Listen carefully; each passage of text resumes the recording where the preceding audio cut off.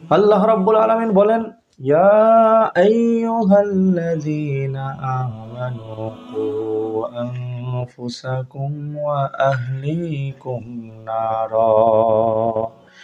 আল্লাহ রাব্বুল আলামিন বলেন, ইয়া আইয়ুহাল্লাযীনা আমানু, হে ঈমানদারেরা, কু আনফুসাকুম, তোমরা নিজেরা জাহান্নামের আগুন থেকে বাঁচো, ওয়া আহলিকুম নারা, এবং তোমাদের পরিবার পরিজন যারা আছে, যারা যারা তোমাদের অধীনস্থ, তাদেরকে জাহান্নামের আগুন থেকে বাঁচাও। সম্মানিত উপস্থিতি, আল্লাহ রাব্বুল আলামিন এই আয়াতের মধ্যে যে মেসেজগুলো দিয়েছেন, যে নির্দেশনাগুলি দিয়েছেন, তার মধ্যে একটি গুরুত্বপূর্ণ নির্দেশনা হচ্ছে পিতামাতাদেরকে সন্তানদের লালন পালন করা, অর্থাৎ নিজেরা জাহান্নাম থেকে বাঁচবে।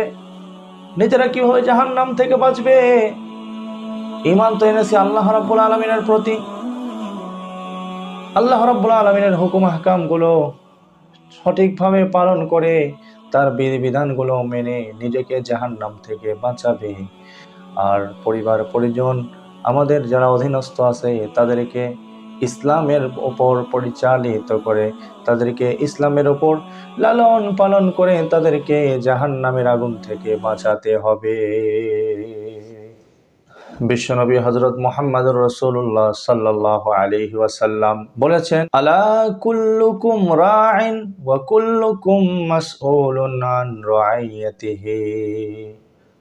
বিশ্বনবী হযরত মুহাম্মদ সাল্লাল্লাহু আলাইহি ওয়াসাল্লাম বলেন যে, তোমরা প্রত্যেকেই জিম্মাদার এবং প্রত্যেককে তোমাদের অধীনস্থ সম্পর্কে জিজ্ঞাসা করা হবে।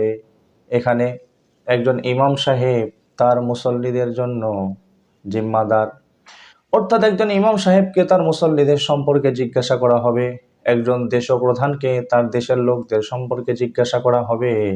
ঠিক তেমনিভাবে একজন পুরুষকে, একজন পরিবারের একজন প্রধানকে তার পরিবারের লোকজন সম্পর্কে, তার অধীনস্থদের সম্পর্কে জিজ্ঞাসা করা হবে।